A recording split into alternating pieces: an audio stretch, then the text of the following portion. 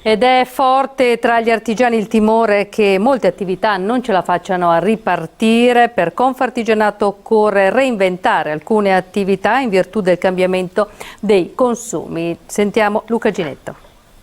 Ci stiamo battendo a livello romano, ma anche con la solidarietà della Regione Veneto e anche dei sindaci dei nostri territori, affinché ci sia la possibilità di riaprire prima, perché altrimenti la data del 1° giugno è una data troppo in là e ha a che fare con una difficoltà ulteriore e probabilmente anche con qualche impresa che non sarà in grado di riaprire. È questo il principale timore del presidente di Confartigianato Veneto Agostino Bonomo. Se non arriveranno in tempi rapidi gli aiuti alle imprese, molte rischieranno il fallimento.